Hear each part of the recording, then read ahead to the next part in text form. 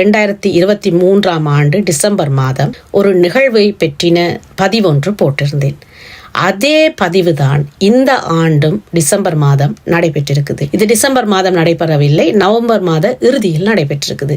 என்ன நிகழ்வு என்று கேட்டீர்கள் என்று சொன்னால், என்னுடைய மூத்த மகள் AL பாஸ் பண்ணி நல்ல ரிசல்ட்ல பாஸ் பண்ணி அவருக்கு இந்த ஊர் மேயர் கையால ஒரு மெடல் கிடைச்சது. என்னுடைய மகன் இந்த ஆண்டு அவர் AL பாஸ் பண்ணி அவர் நல்ல புள்ளிகளோடு தேர்ச்சி பெற்றதால அவருக்கும் மேயர் கையால ஒரு பரிசு கிடைச்சது, மெடல் கிடைச்சது. இது ஒரு அழகான ஒரு நாள் என்றே சொல்லலாம், ஒரு அழகான நிகழ்வு என்றும் சொல்லலாம். இந்த நாட்டில் பிறந்த குழந்தைகளுக்கு அதுல பெருமிதமோ பெருமையோ இது எதற்கு என்ற ஒரு எண்ணப்பாடோ இல்லாதவர்களா இருக்கிறோம். ஆனால் ஈழத்துல பிறந்து வந்த என்னை போன்ற பெற்றோர்களுக்கெல்லாம் இது உண்மையிலேயே ஒரு பெருமையான விடயம். பிரான்ஸ் மண்ணில எங்களுடைய குழந்தைகள் பிறந்து இந்த பிரெஞ்சு மொழியை கற்று இந்த பிரெஞ்சு மொழி வாயிலாக தங்களுடைய கல்வியை சிறப்பாக கற்று தேர்ச்சி அடைந்து அதற்காக அந்த மண் வாழ்த்துதே என்று சொன்னால் அது எங்களுக்கு நிச்சயமாக பெருமைதான். அந்த வகையில் ஒரு பெற்றோரா நானும் இந்த நாளை பெருமையாக கொண்டாடினேன். சென்ற ஆண்டு என்னுடைய மகளோடு சென்று அந்த நாளை கொண்டாடி விட்டு வந்தேன்.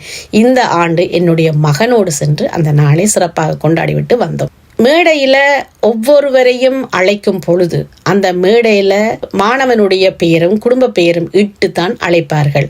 அதை பார்க்கும் பொழுதே உடம்பெல்லாம் புல்லரிக்கும். என்னுடைய குழந்தையின் பெயர் மேடையில் பொதுமக்கள் மத்தியில் அழைக்கப்படுகிறது, அதுவும் ஒரு சிறப்பான விடயத்திற்காக அழைக்கப்படுகிறது என்று சொல்லும் பொழுது மிக மகிழ்ச்சியாக இருக்கிறது.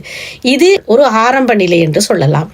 ஒரு குழந்தை தன்னுடைய ஒவ்வொரு படிக்கற்களையும் நகர்த்தி செல்லும் பொழுது அவர்களுக்கான வாழ்த்துகள் இந்த மண்ணிலும் இந்த நாட்டிலும் அல்லது இந்த உலகத்திலும் கிடைக்கும் பொழுது அது அவர்களுக்கு பெரிய விடயமாக இருக்கிறதோ இல்லையோ, நிச்சயமாக அவர்களை பெற்ற என் போன்ற பெற்றோர்களுக்கு பெரிய விடயமாக இருக்கும்.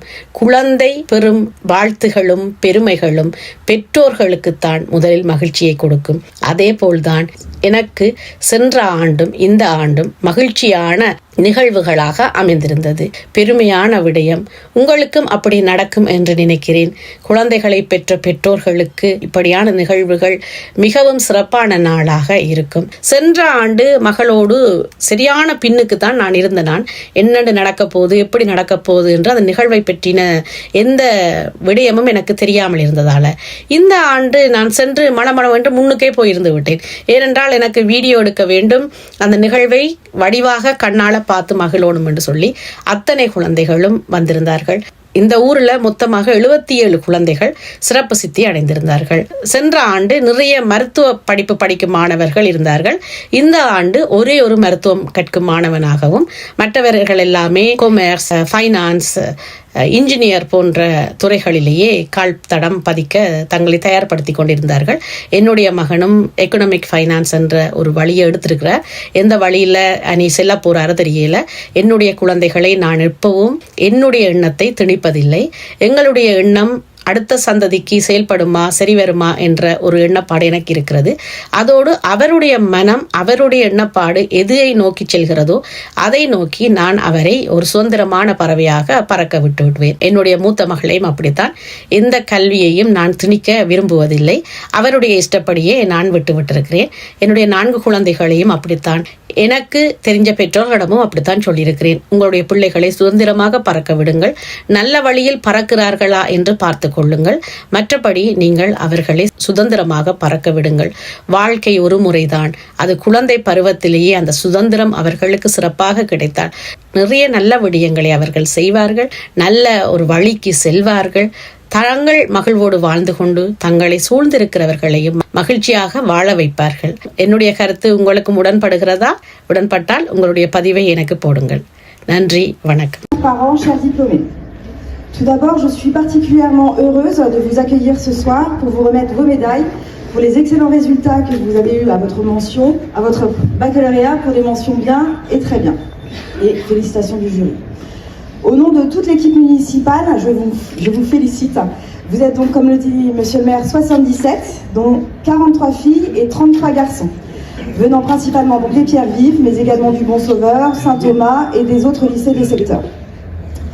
Nous avons en effet l'honneur et le plaisir de vous remettre à chacun et chacune de la monnaie de Paris, gravée à votre nom, pour vous récompenser de votre performance et de vos brillantes réussites, qui a fait la fierté de vos parents, plus largement de votre famille ainsi que la nôtre. Par ailleurs, votre réussite n'est pas le produit du hasard et ne révèle pas d'une simple formalité. Il est le fruit de votre investissement personnel et l'avoir eu avec mention est là de sacrifice et de renoncement pour certains moments. Bravo à vous, vous vous êtes montré persévérant.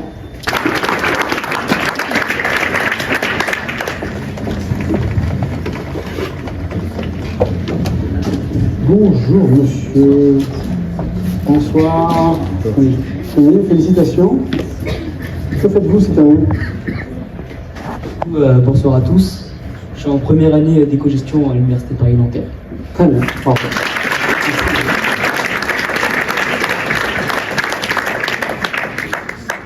Merci beaucoup. Margot